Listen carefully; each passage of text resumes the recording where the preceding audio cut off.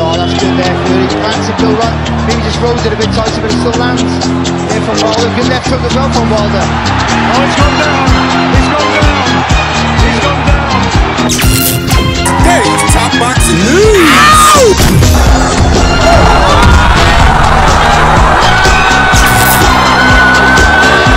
D'ailleurs, peut-être un peu plus chez Viviane. Et là, moi, il va se faire.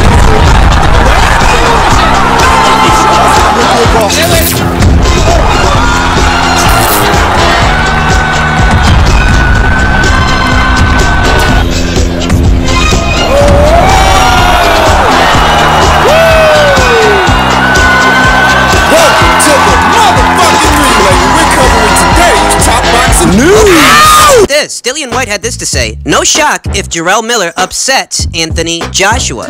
He was quoted as saying, "I wouldn't be surprised if he does beat Joshua. Joshua has gotten very gun-shy, and if Miller can absorb his punishment early and bring it to him late, then I wouldn't be surprised if Miller does beat him. I wouldn't be shocked. I wouldn't be surprised at all if Miller beat him. If AJ loses, I'll still fight him because it's personal with me and him. It's not about the titles. If he loses his next 10 fights, I'll still fight him. I just won't be taken for a mug, that's all." For Whyte's part, the WBC has ordered him to face Dominic Breazeale for the WBC interim title. The winner becomes the mandatory challenger to the full champion, Deontay Wilder.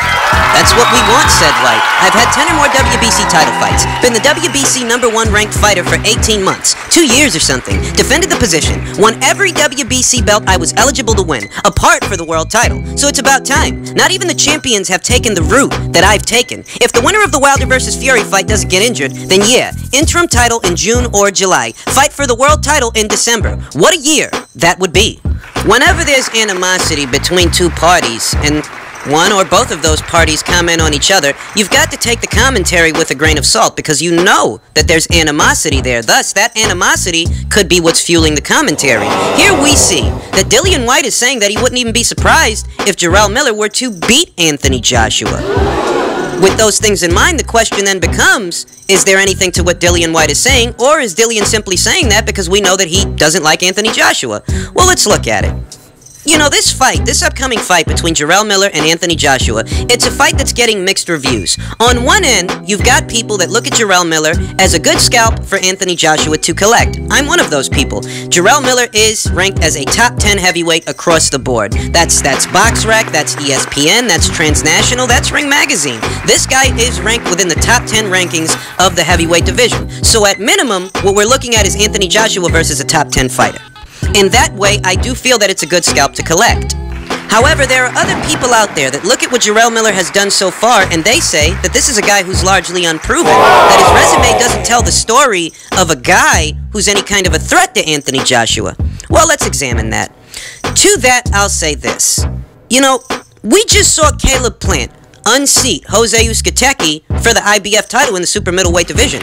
And if you looked at those guys' resumes before that fight, you could have argued that Jose Uzcategui had the better resume of the two. Yet resumes didn't determine the outcome of the fight, not resumes alone. No, sir. Styles ultimately make fights, and in the sport of boxing, there's always room for surprises. I mean, look at the Kovalev versus Eleider Alvarez fight. That was a fight that a lot of people felt that Sergey Kovalev was going to lose. A lot of people felt that he had nothing left. I myself felt that Buddy McGirt coming into the situation at this point in the juncture may not even make that much of a difference, if any difference at all, for Sergey Kovalev. And yet, here today, Sergey Kovalev stands as the WBO champion. He won the rematch, in spite of our perceptions before the fight. So do realize that whether you want to take it from Dillian Whyte, or you don't even want to factor in what he's saying because you know that there's animosity there, at the end of the day, Jarrell Miller does stand a chance. I mean, at minimum, you can say that he does stand a chance, and it is a good scalp to collect. He's undefeated, he's top 10 in the weight class, so at minimum, it's a good guy to keep busy with. It's a good guy to debut against.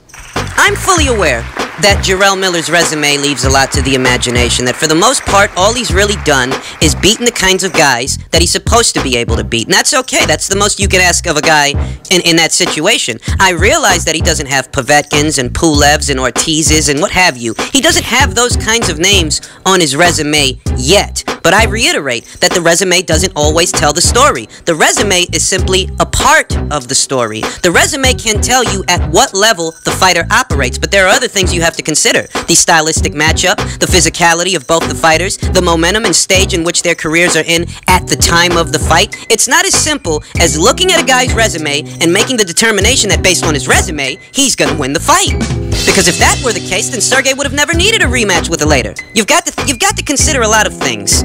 I'll say that Jarrell Miller's resume doesn't have a whole lot of names, but that doesn't mean that he doesn't bring something to the table. This is a guy that walks around at 3 and change, and he seems to have a great gas tank and an even better work rate. A man that size stalking you, trying to walk you down, Corner you. pin you down to land power shots, that's a threat to anybody.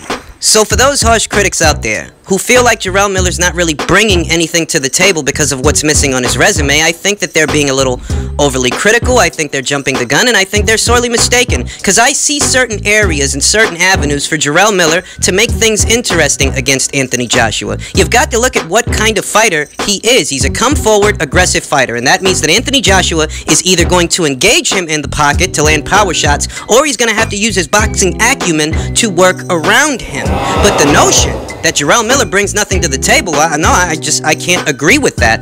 Quite honestly, I think that these harsh critics that are looking at Jarrell Miller and scrutinizing him in this way are merely searching for something negative to say about the fight, because it involves Anthony Joshua, who right now is a very polarized figure. Let's not be intellectually dishonest here. Let's not pretend that we don't know what's going on. There are plenty of people out there who want to detract from everything that Anthony Joshua has accomplished, and they're just using this opponent as another avenue to do that. Let's not lose sight of what's really going on here, people. So while Dillian Whyte might be of the opinion that Jarrell Miller could shock Anthony Joshua, and while you might want to take that with a grain of salt, that doesn't mean that there isn't some shred of truth in there, that at minimum, Jarrell Miller could make things interesting against Anthony Joshua, in spite of the harsh criticisms being levied against him, Joshua himself, and the fight. I think Jarrell Miller does have certain ingredients to make things interesting. Those are just my thoughts. In other news, WBO super middleweight champion Gilberto Ramirez detailed how he plans to go up to the light heavyweight division, and how him being the WBO champion at 168, upon moving up, would make him the mandatory challenger for Sergey Kovalev. The article talks about how upon moving up, Gilberto wants a preparation fight, for his debut as a light heavyweight. He wants a preparation fight in either March or April, and that he's been in training to debut as a light heavyweight since January, and his body is responding very well to the preparations. The article also went on to detail how Zurdo has parted ways with his longtime trainers Jesus and Hector Zapari, and that he intends to announce his new team next week. So these are just my passing thoughts on Zurdo debuting as a light heavyweight. I'm not a fan of a world champion moving up to a weight class before he unifies at least one world title. And Zurdo Ramirez hasn't unified with anybody in the super middleweight division. That's just the reality of it all. I don't like the idea that a champion doesn't make an attempt to fight some of those other champions that are out there when there are 3 other guys calling themselves the same thing that you're calling yourself.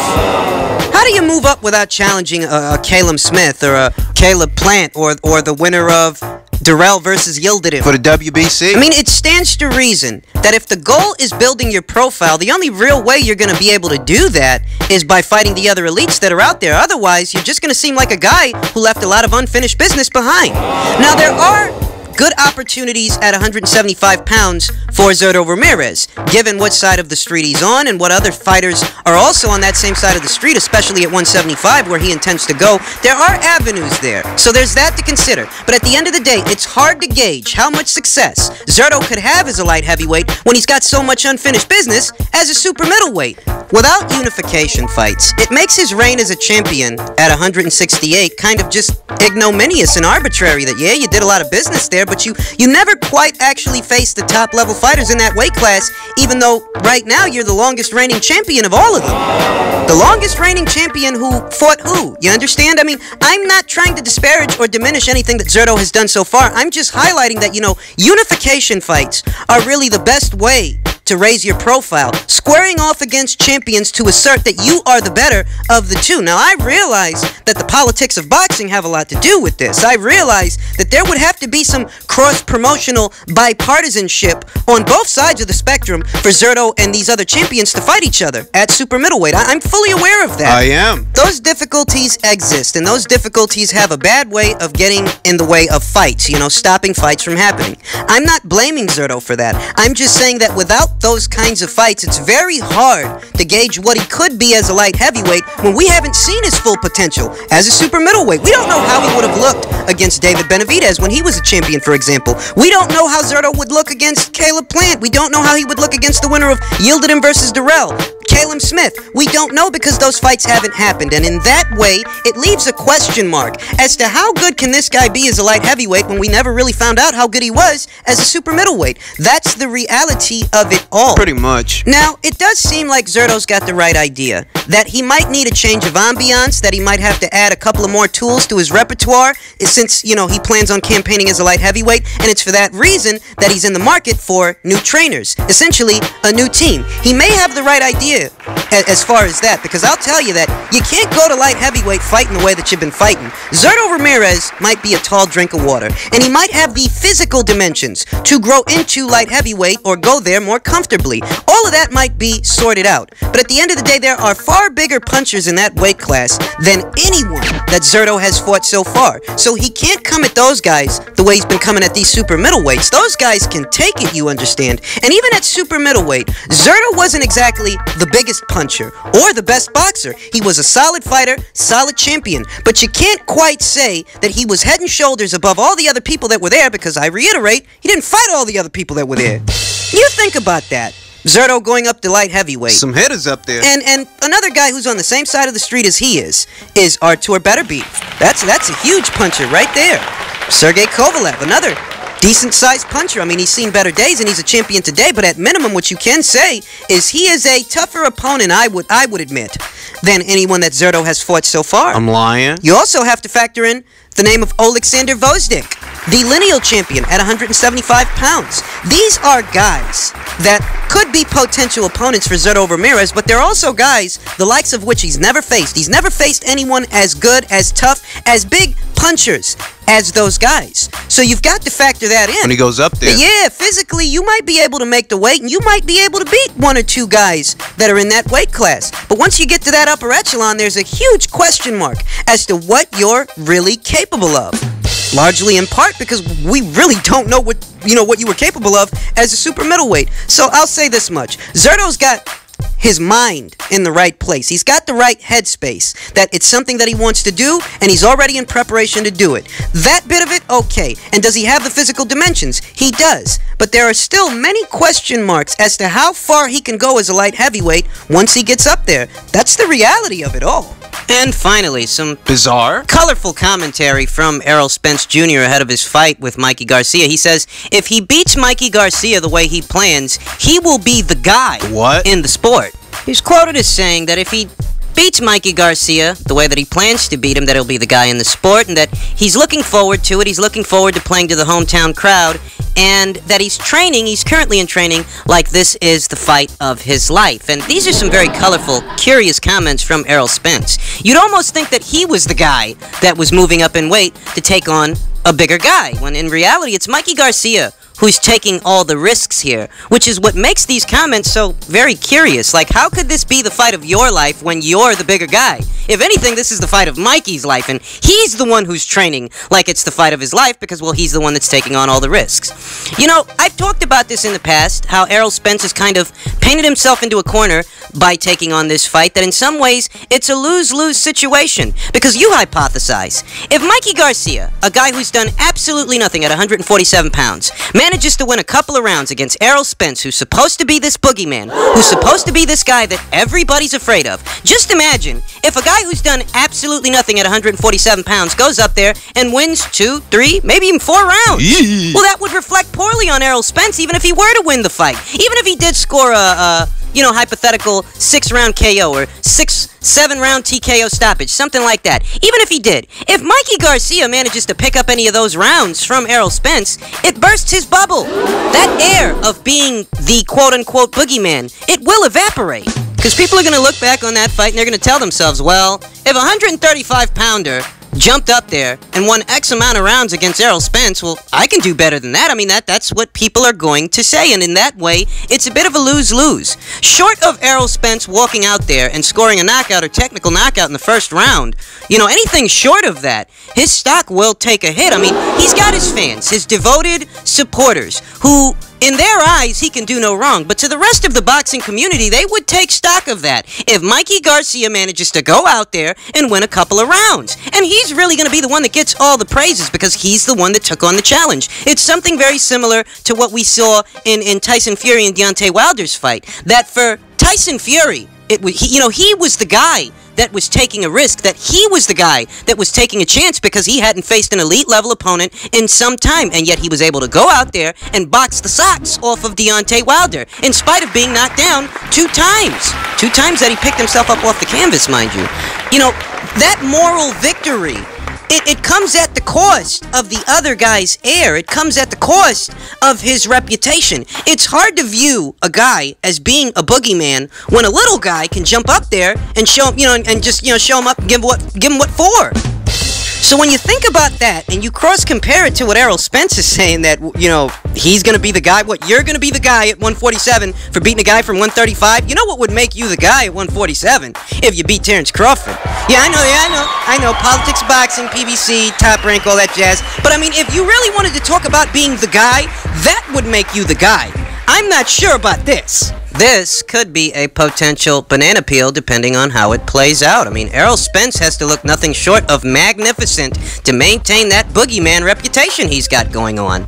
Oftentimes with these kinds of fights, when they involve familiar names, the reality of the situation takes a back seat to the prestige, because it's a big event involving big names, but at the end of the day, all it really is a 135-pound fighter challenging a 147-pound fighter, a 147-pound fighter of generous proportions. Thus, these kinds of colorful comments from Errol Spence that he's training like this is the fight of his life or whatever, it's comedy. It's just plain old comedy. So, maybe he's training that way, maybe he isn't, but at the end of the day, the only guy really taking a big risk here is the guy moving up.